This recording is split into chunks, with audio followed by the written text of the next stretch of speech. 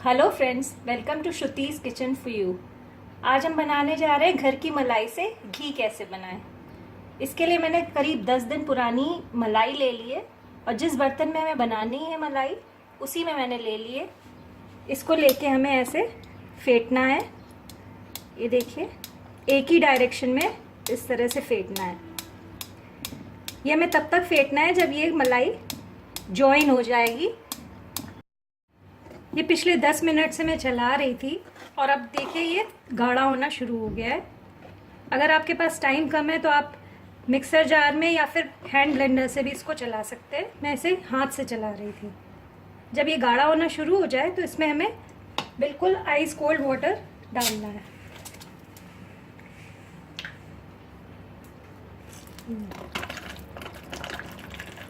करीब आधा लीटर के करीब मैंने इसमें ये आइस कोल्ड वाटर ऐड कर दिया है।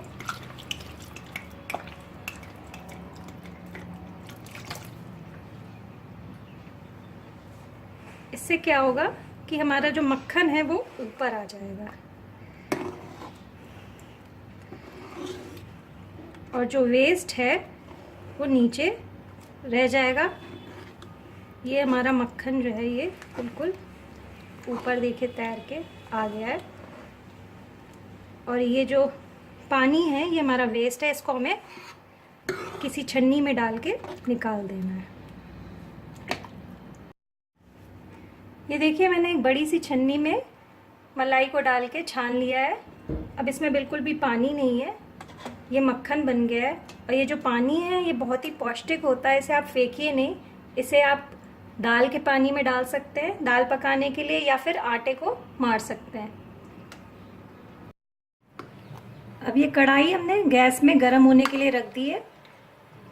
पहले हमें मीडियम आंच पे गैस को रखना है और जब हमारा ये घी मेल्ट होने लगेगा मलाई, उसके बाद हमें बिल्कुल धीमी आंच पे इसको पकाना है और बीच बीच में चलाते रहना है ताकि आंच ये नीचे लग ना जाए।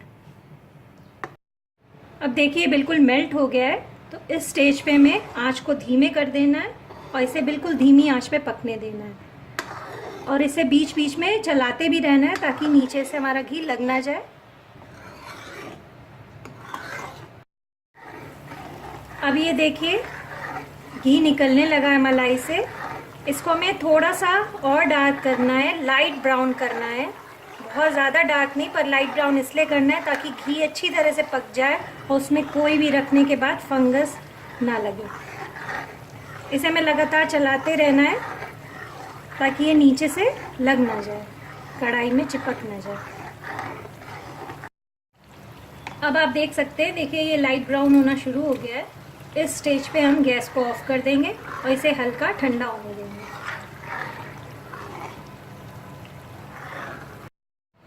ये आप देख सकते हैं, ये करीब आधा लीटर के करीब घी बनके तैयार हो गया है।